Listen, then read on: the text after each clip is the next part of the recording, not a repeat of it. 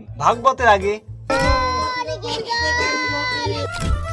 High ভাইয়া, এই গল্প 2024-এর কালী পুজো 24-এর।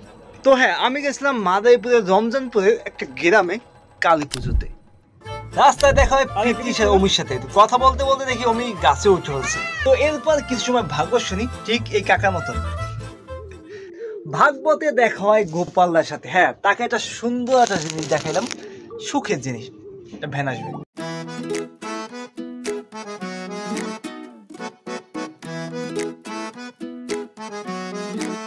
মন্ত্রী যে দাদু দাঁড়িয়ে আছে না যে কোনায়, সে গত বছর আমাদের মাঝে ছিল কিন্তু এবছর আমাদের মাঝে নেই।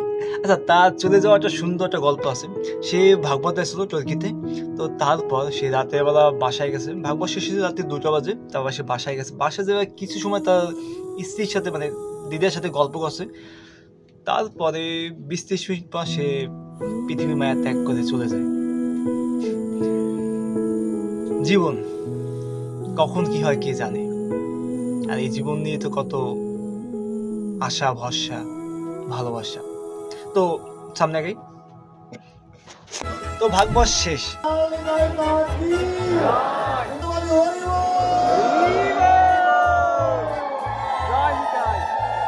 ভাগবত দেখা হয় দ্য লিজেন্ড, হ্যাঁ, সহদেব কাকার সাথে।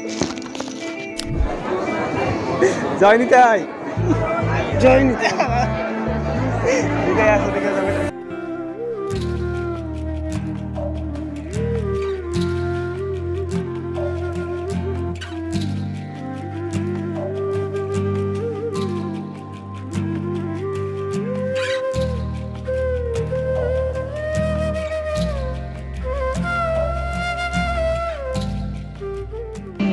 শেষ হওয়ার আগে ছোট একটা গল্প বলি।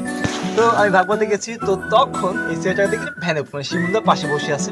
তো ধ্রুবদাস ছেলে তো বসে আছে। আমি ওকে বললাম মানে আসো কৃষ্ণ নাম করি, কীর্তন করি। আরে ভাই, ও দেখি ভাগবতের মধ্যে শুরু করে দিয়েছে হরে কৃষ্ণ হরে কৃষ্ণ।